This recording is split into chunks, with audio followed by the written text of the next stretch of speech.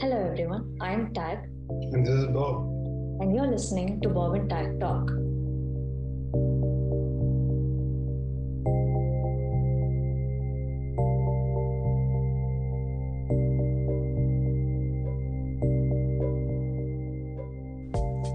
Before we start the show, I'd like to point out that the topics discussed on Bob and Tag Talk are for informational purposes only. So please do not take this as investment advice. We urge you to do your own research before making any investment. So today we'll talk about companies that have potential for the future. So what companies do you think have potential for the future?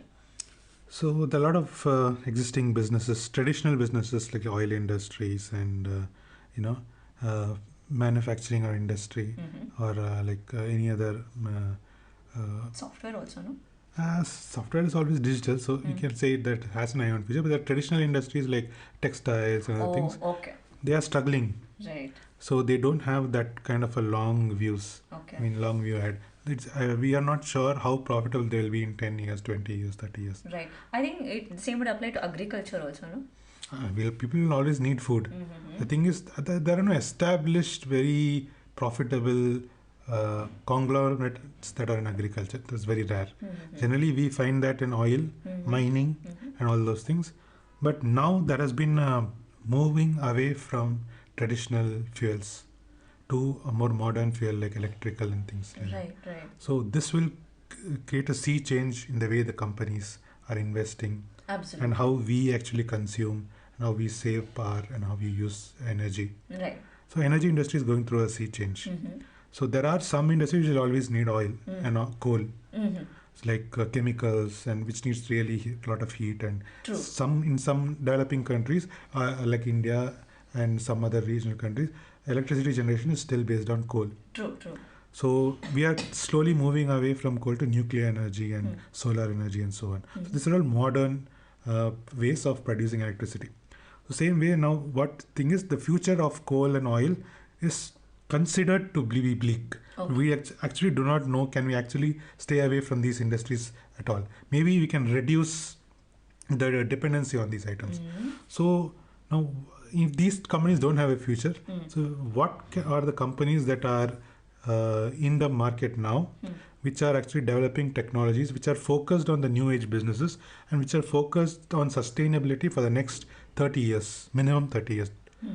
So there are a lot of companies like Tesla who are focusing on energy, optimizing these energies and then creating electric cars. But electric cars is just one of the businesses. The technology and the patents and then the ideas they have for electricity storage and transmission is something really,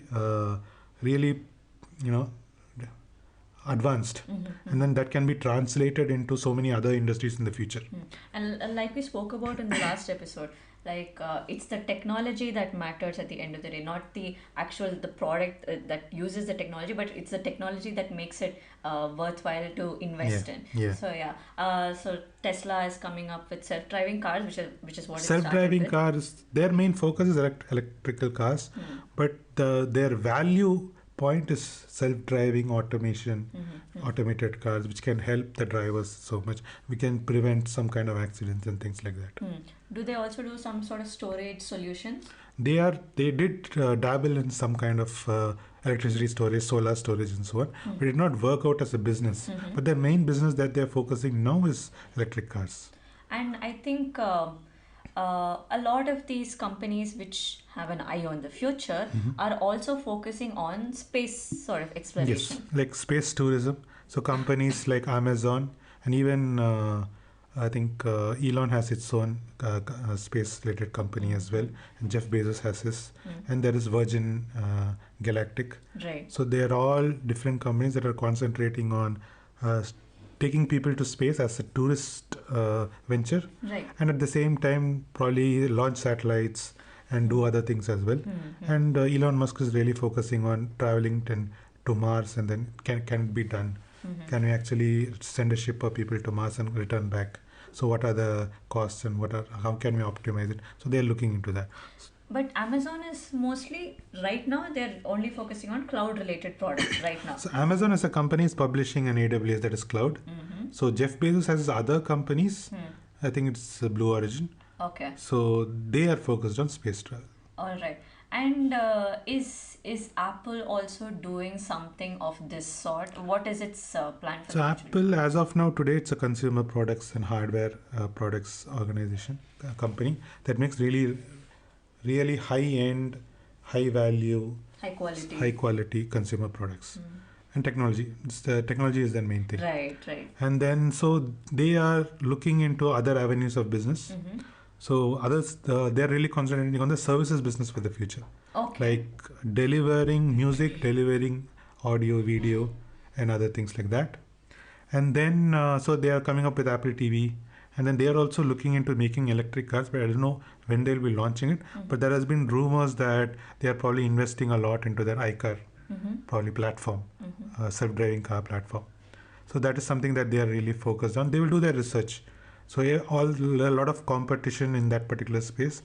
It looks like there is a lot of future for in this particular industry. So Apple also trying out some things. Right. And there are a lot of other companies like traditional automobile companies like BMW, GM, and Ford who are developing their electrical vehicle infrastructure Right, and because charging competition infrastructure. and all of that. Yeah. To survive, they have to look into the Yeah. future and they have to really focus on future technologies. What can be sustainable in the future? And I think, are there any other Indian brands, Indian automobile brands that are focusing on these sort of electric cars? Our traditional automobile brands in India are Bajaj, TVS, and Eicher. So I definitely know that Bajaj have their own electric scooter platform, and TVS have the electric scooter platform. Tata, obviously, also concentrating on the electric car platform. So Tata has different avenues. One is the Tata Power, where they are trying to create the electric charging infrastructure and then electric generation, and then Tata Cars to consume that particular electricity for automobile. Okay, okay. So it's a group of companies that they're concentrating on two different avenues. And are there any Indian companies that are focusing on space travel right now? As of now, it's government aided, so ISRO and other things are government aided. But yeah, I don't know immediately, but there may be some security or defense related companies that may be looking into this satellite launches in space, in a privatized space. Right, in India, yeah. True. So even phones are evolving. The phones from 10 to 20 years back are so much different from What what we we have use now. today, and in another 10 to 20 years, it's gonna completely change. I think we're gonna have holographic sort of things or watch-like phones. True. Yeah. It has already started to change. So Samsung is doing its research on foldable screens, Yeah. Yeah. and then transparent phones, yeah. like transparent slabs of phones or something like that. And then basically it's just a piece of glass and everything is just projected and then you just do your things. A lot of other research happened there, like electric gloves. Right. So it's like a virtual screen and you can the gloves will actually control what exactly the user is doing in a particular Interesting. transparent thing. I think Google Glasses also it Yeah. started. Google Glasses was one of the initial research that they had produced, but they did not commoditize it. They did not make it public. But yeah, that was a good kind of a product where everything is available on your spectacle or glass. And then I think that same thing has been translated to the automobile dashboard as well. Oh, So as you're driving, you have this windscreen. In your windscreen, you can have your map directions and speed and other things. So a lot of automobile companies have converted that idea into the dash. True. So the common technology is being trying to be used in different scenarios. But yeah, I think the consumer products will be the first to see a lot of change, at least in the country. There's also one more change from Google, I think this was, where they were trying to develop web conferencing software where it would appear as if the person that you are interacting with is right in front of you. Not just Google, Cisco is also Cisco Presence. Right. It's one of the products, and then I think a lot of other companies also research. It's like a hologram. Yeah, I remember watching some video that showed sort of a hologram, and I thought it was really cool. Yeah. And it's very interesting how things are changing to make it seem as real as possible, even in the virtual world. There is there's also the other side of it. It's like it's the metaverse. Right. So people are probably thinking that people can actually have their avatars or their virtual virtual profile, they can actually join meetings on the virtual world. And it is already come into the gaming industry where you have virtual reality games. Yes. So I really don't think that it's much of a stretch to imagine that people buy homes in the metaverse, or Yeah, real estate in the metaverse. There are a lot of companies already doing research.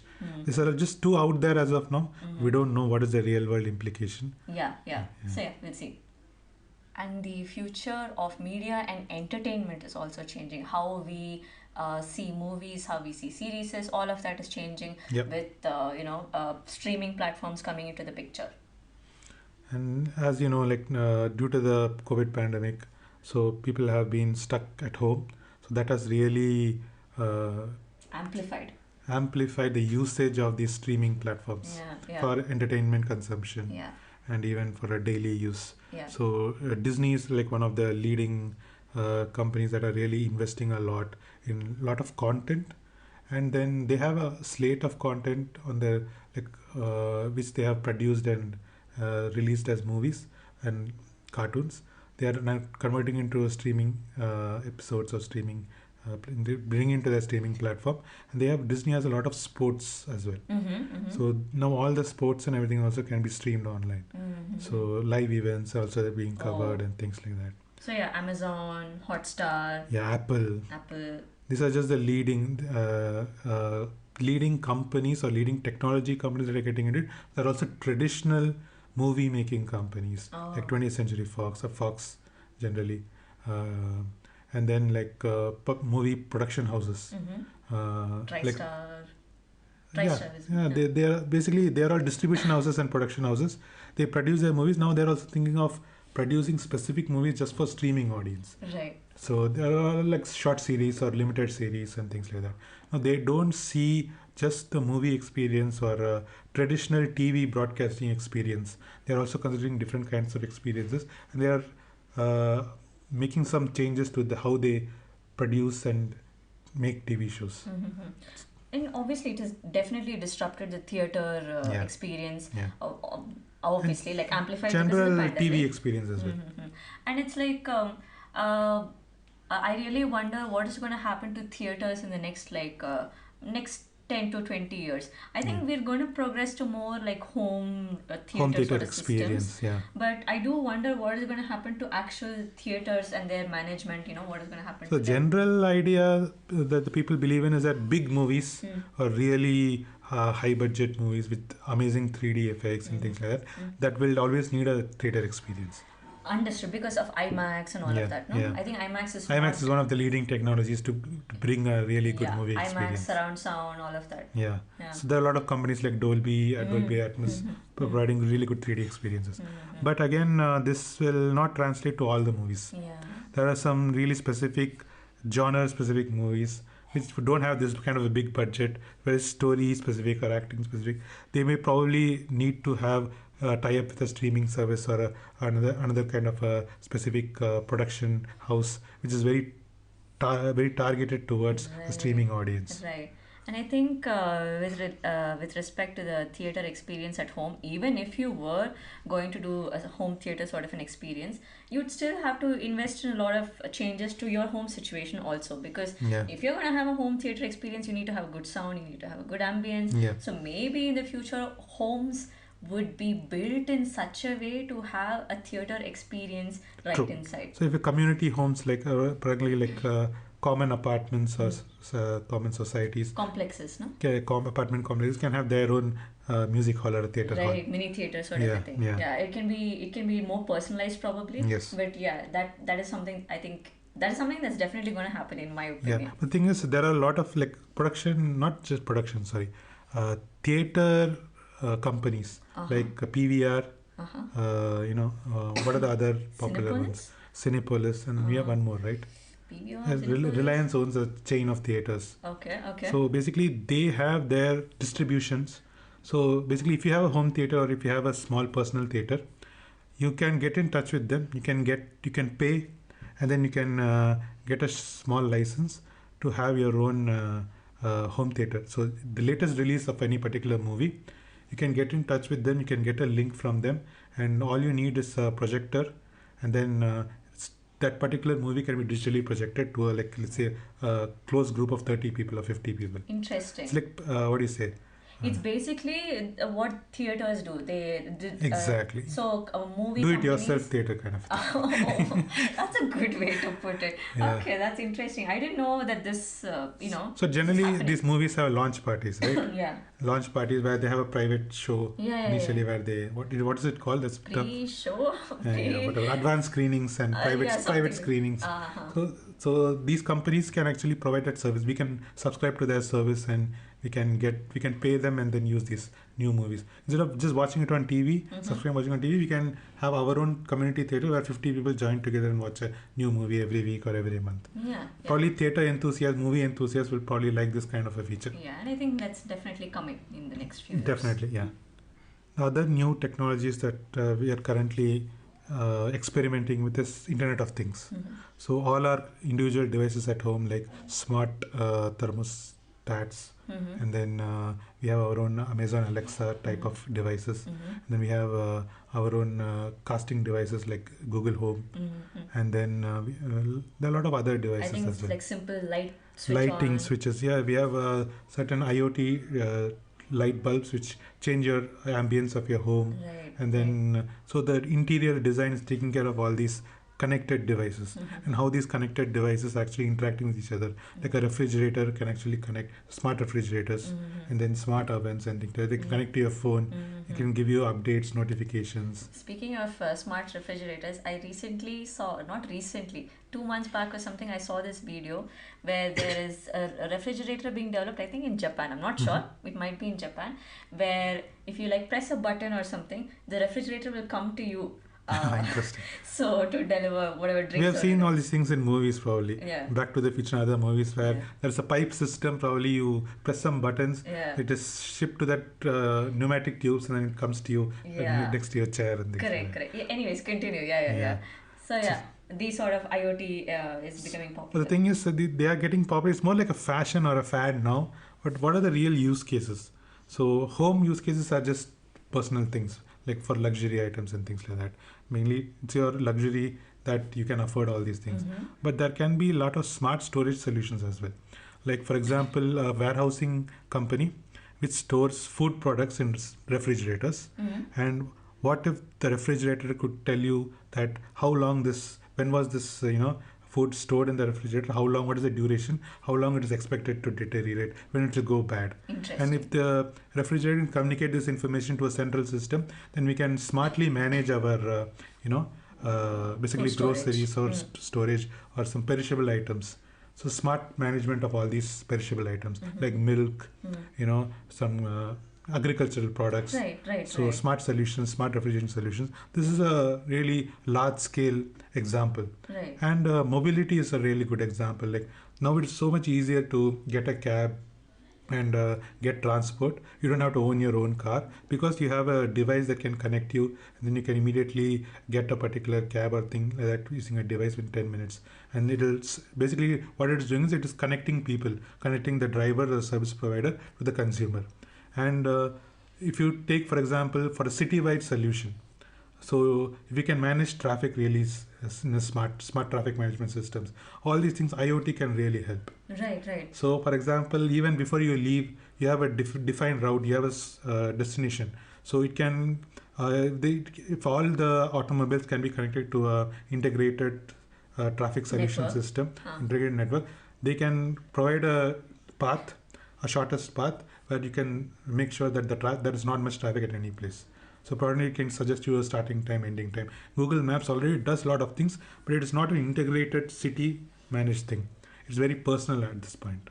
So it's interesting what you told me about the long-term, broader sort of applications for IoT. Right now we're just using, I think, the IoT technology on a surface level, and it's very interesting to see how it's going to develop in the future. In the future, like the supply chain management could solve a lot of problems. It could solve a lot of problems, like cars communicating with each other to avoid accidents and things like that. Or smarter traffic management, like we already spoke about. And then transportation, definitely. So if shipping and then shipping of large scale containers and things like that, if they're also smart, that we get real-time feedback Exactly.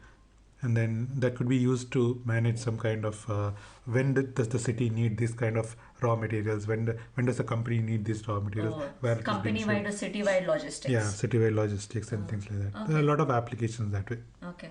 And the one thing that's, sometimes concerning with IoT is the privacy issues, because to develop all of these broad range solutions, you need a lot of data. True. And that data, You're it comes from collecting a us. lot of data. Yeah, yeah. So it comes to a point where customers or consumers won't even know the depth of their own data that they are giving to these Yeah. Internet of Things For solutions. example, if your home is completely based on IoT, so IoT can control who comes into the house, who goes into the house, some kind of a key mechanism. So you're inviting guests, and you have apps for that, but that could be completely transformed to devices where you can, if you have the device, you can just get into the house and things like that. Yeah, Security. yeah. And then they also have these convenience things like refrigerator telling you that you're low on milk, you're low on some grocery products, you have to order something, or it automatically orders for you.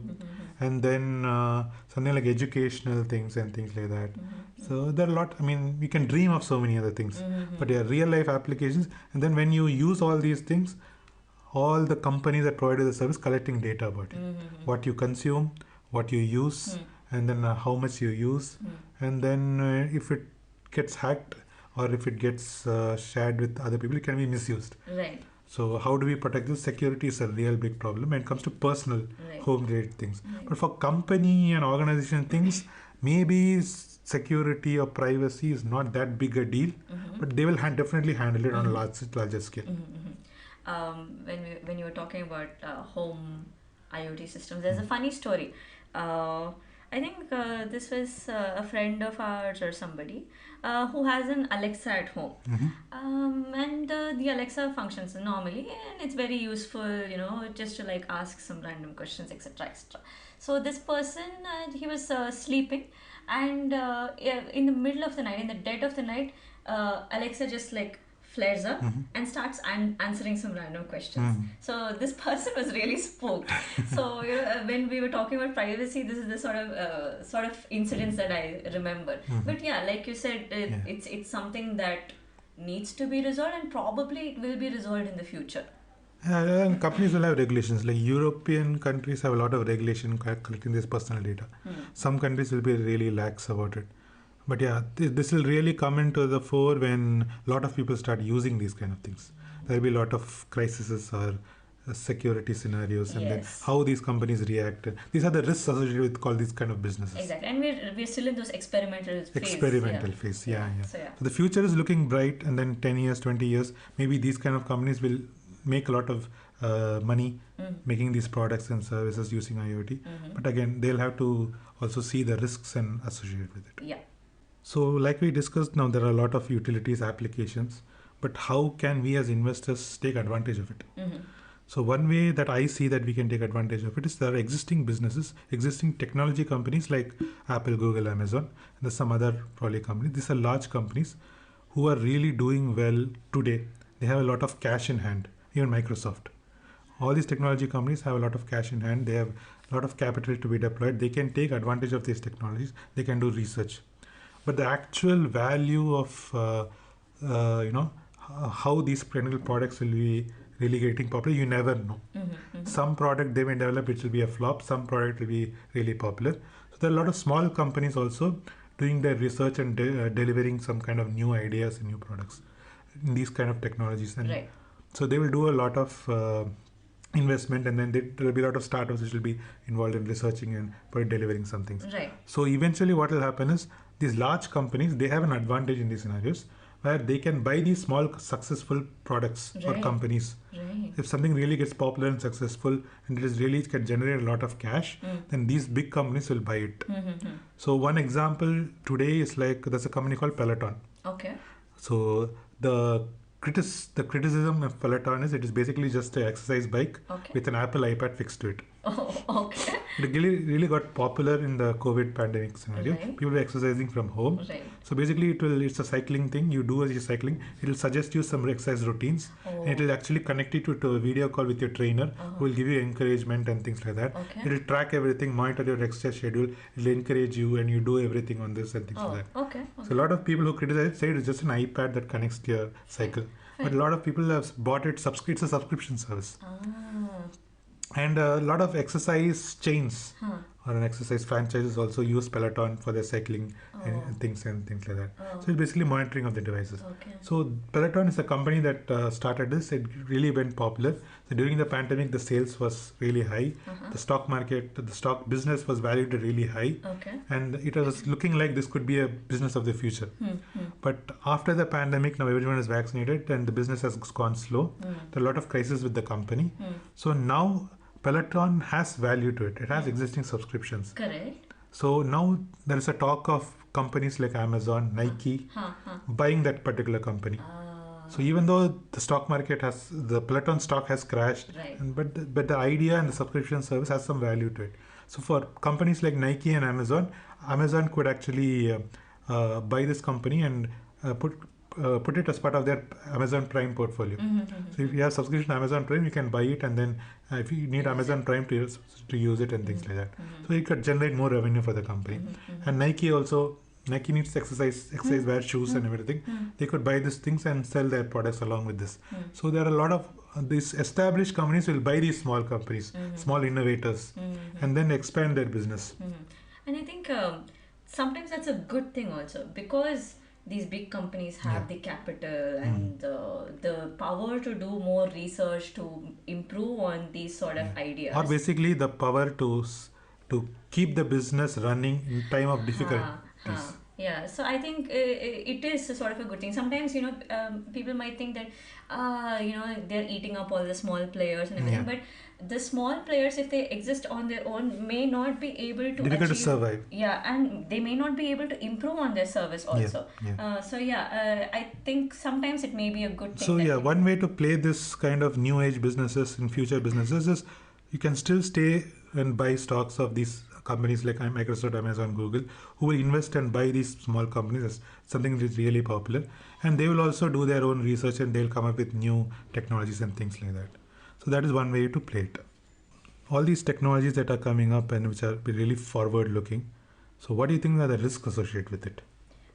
Well, there will always be another newer technology, right? Yeah, true. So that we have already seen with mobile phone technology. We had traditional 2G to second generation mobile systems, and then first we had landline systems, physical systems, then we moved to mobile systems, and then we had satellite phones. Satellite phones did not get successful. Then became the time of 3G, third generation technology, where data streaming over the mobile towers and wireless technology really caught on. Right. Then we went to 4G, and now we got the fifth generation. So this rate of change of the technology is getting really, really fast. Right. And already there are companies which are actually experimenting on delivering internet through satellites. So Starlink is one of the companies that are looking into it. Facebook has its own company that is trying to deliver internet through satellite, which could be cheaper than fiber optic cables and then undersea cables and things like that. Right. So they're trying out different, and the rate of change is really, really high. That is one of the main risks to any business. And any technology business, as the technology keeps changing, it is very, very difficult to sustain yourself. And we have already seen that with Nokia and BlackBerry. They were one of the dominant companies in 2000s. Once Apple released its iPhone, it was really a really premium product. But that premium product took out all the low-cost Nokia phones, and then it took out the established brands like BlackBerry for business. And then Apple became the primary supplier of Apple phones, became primary supplier for business as well. So and then Microsoft tried its own things, but it did not work out for them. Microsoft's hardware and software business were not able to really compete with Apple in that. It's like if you are not able to evolve with the competition, you'll get lost. You in will the get space. lost so quickly. Right, right. And then Nokia is almost not there anymore. BlackBerry is not there anymore. Yeah, yeah. So it's only a matter of 5 years to 10 years and you'll be out of business. That is one of the main risks associated with it. And you were talking about 2G, 3G, right? So the infrastructure for that is completely different, right? Because for every technological change, you do have to make certain hardware-ish sort of changes. Yes. So this has actually happened in India.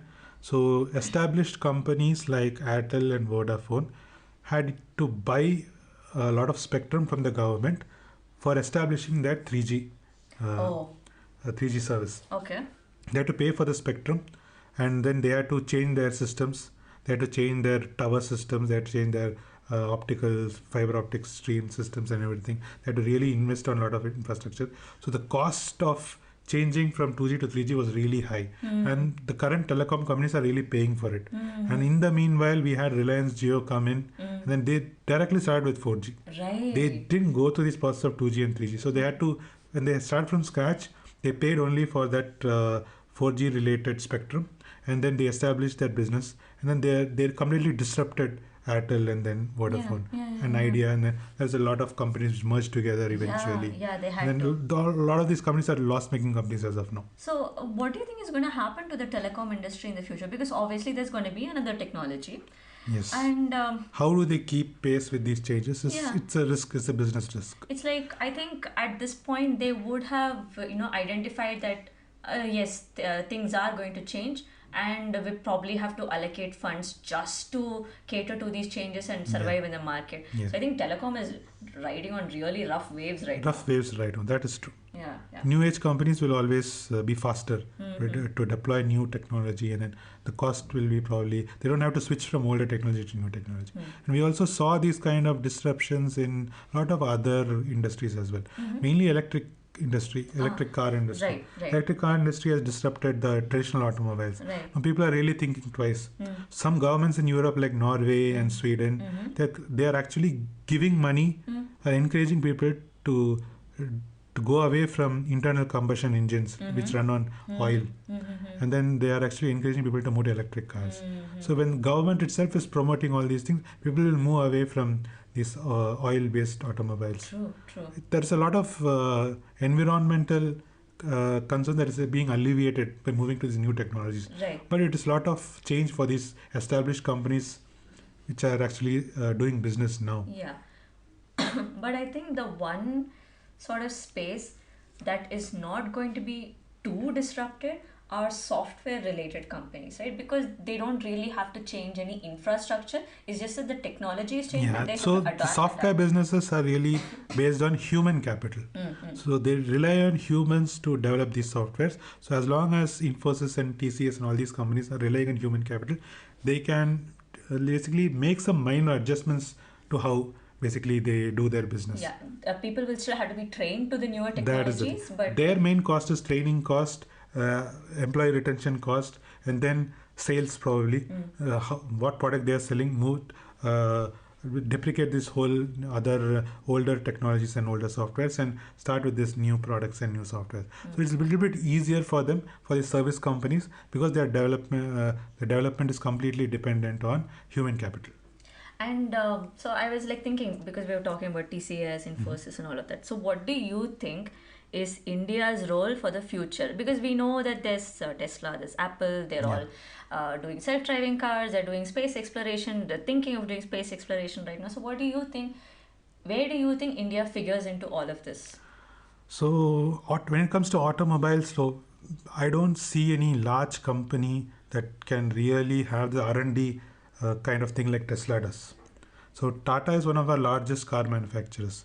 So they can get into electrical cars, but I don't know if they will be able to deploy that amount of capital for R&D as what Tesla has done, or even BMW as an established company has done.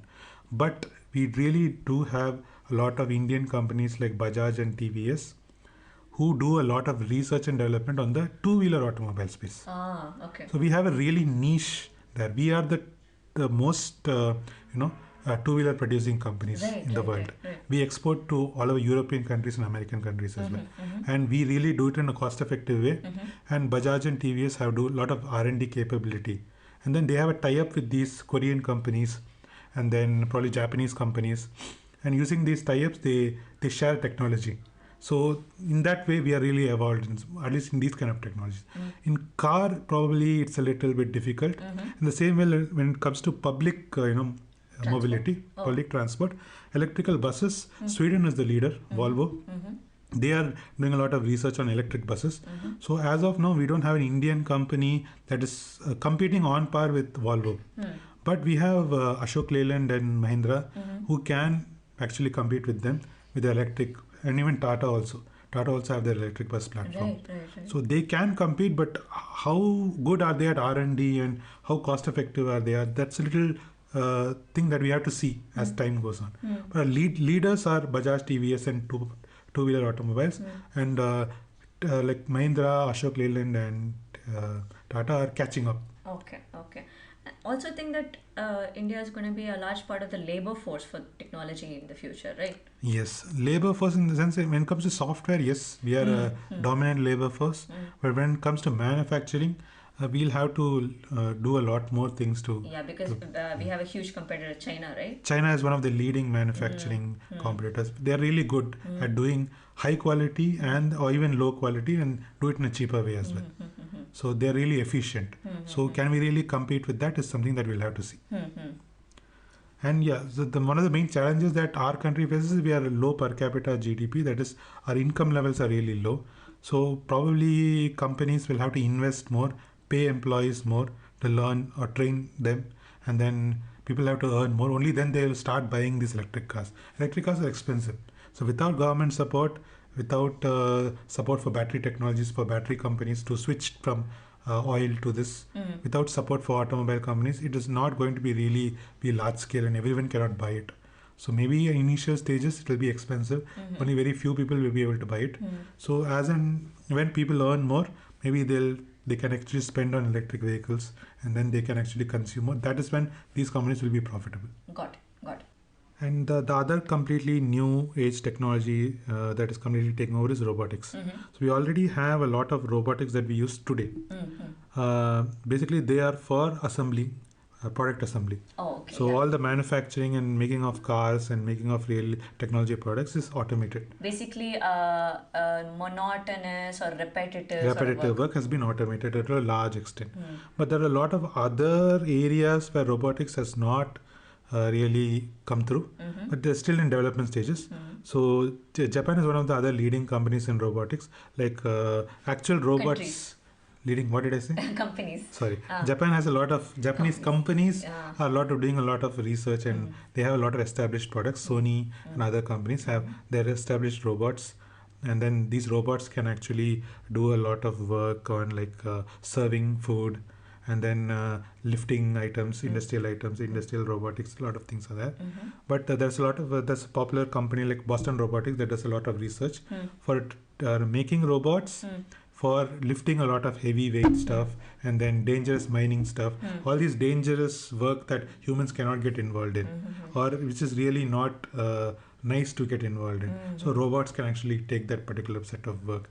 So Boston Robotics has a lot of these established a lot of robots which has its own unique names and unique designs. Right. And then there's a lot really popular Boston Dynamics video where robots dancing, which has showcased all these different robots that they have. Right. The applications are really huge, but we don't exactly know. As of now, real life use cases are, seeing that mining or some dangerous work or something like that, these robots can be deployed. And the other way that robotics can be deployed is like companies like Amazon or even like food delivery platforms, they can use drones to deliver instead of humans. Right. So they can use the drones. Packages can be shipped in from warehouse to warehouse or directly to consumers. Drones can be used for delivering products. So these kind of small robotics and drone related things are also coming into the picture now. And obviously this is all going to affect the existing jobs, because let's say drones come in, delivery partners are going to be affected. So I think that also factors into how quickly this technology can propagate into commercialism. And then there'll be disruption in the labor force, there'll be disruption to taxation, governments, people learning how it will learn, things like that. And the other actually application of robotics is in healthcare. Okay. So countries like Japan really do a lot of research in robotics is because they want they have a real population that is really old. Right. They're aging population. Huh. They live longer, Huh. so they need to take care of their elderly. So robotics is one way they are trying to mitigate that problem. Oh, okay. So to take care of the elderly Huh. and things like that, they're trying to use robots. Huh. And then they're also trying to use robots because the population is really low. So they're trying to use robots for food delivery and then like automated kiosks where you press buttons and food is automatically given to you. Understood. And then like ordering food, Right. serving food. Right. They're trying to save on labor costs because there's a shortage of labor. So they're trying to use these robots to deliver or even prepare food. Oh, okay, okay. And all these like manual tasks can probably be automated in that way. Right, right. So Japan is one of the leading things that are doing that, but there are a lot of other companies also trying to do their research in US and other countries also trying to do their research on Yeah, it. I think eventually it's also there's also robot surgery right now that's Yes. like it's still in a niche sort of a factor right now. Yeah, high risk surgeries can be performed by a robot where human intervention maybe risky or something like that. Yeah, so healthcare, yeah. Healthcare is it's going to be disrupted soon. And agriculture right now is also getting a lot of support in terms of technological advancements which are making Yeah. manual labor tasks much more easier. Easier, yeah. So basically, in countries like Saudi Arabia and then Arab countries, the land is not that fertile. Correct. So you need to find newer ways to grow food. Right. So they have these concept of glass houses or large scale glass houses where they have hydroponic farming systems where they can actually grow these plants in a vertical towers. And then they can provide this nutrition to these plants. They don't even need soil, probably. They have these fertilizers, combination of fertilizers, moisture, and then some other chemicals that they can use to grow food faster in vertical infrastructure. Right. So that each floor will have different Plants and plant products. I think eventually this can also extend to highly densely populated urban cities also True. because of the vertical You already space. have this concept of terrace farming. Yeah. So this yeah. can actually, if a large company and a large corporation decides to do it, they can do all their agriculture in a vertical tower or a vertical Right. apartment, probably. Yeah, something like that. But I don't think there's any set of companies that are like world food producers or world dominators in agriculture, right? Agriculture is really closely controlled by the government. So the innovation has to come from a particular country specifically. So technology for agriculture is not really shared everywhere, and then it's really difficult to get into another country because agriculture. There are some developing countries which are this agriculture is one particular sector where it provides a lot of jobs. So governments are really resisting these kind of robotics or other things so that it will replace so many jobs. Yeah, They have to provide understandable. alternative jobs immediate. Yeah. There is no avenue as of yet. But there are countries like Japan, there are countries like who the population is really low. So they don't have people to do this kind of agriculture. Like Italy is really struggling with their agricultural things like that. Yes. So these kind of European companies or some kind of Japan companies, countries. Sorry, I'm always small. It's fine. So these countries can actually deploy a lot of capital to develop all these agricultural robotics. And like you said, hydroponics, where vertical, apartment suite like things, you can do it for plant cultivation. There's also something called Beyond Meat where you develop meat using animal tissues in labs. Yeah. So basically, you don't have to kill an animal. So what they do is they take a tissue, they supply all the nutrients to the tissue so that the tissue grows in a controlled environment. And then as the tissue grows, it can be served directly to restaurants. And it can be tuned to the needs of the restaurant as well. And there are restaurant companies that are innovating with how they cook these food, how they prepare these food, and then how they serve it to customers. And so, from whatever I've seen, any field so far is going to be disrupted by newer technology, and it's already having all of these disruptions. So I think it's best that, when you're going to invest, it's best to stay abreast of all of these developments so that when it comes to investing in them, you can see that what companies are sustainable for the future and then invest in them for the long term. Yeah. And I think that's a good spot to end it there. Thank you for listening to Bob and Tag Talk. Please consider following us on our Instagram and Facebook pages for weekly summaries and illustrations of the topics discussed on the podcast. If you found this episode informative, please like, share, and subscribe.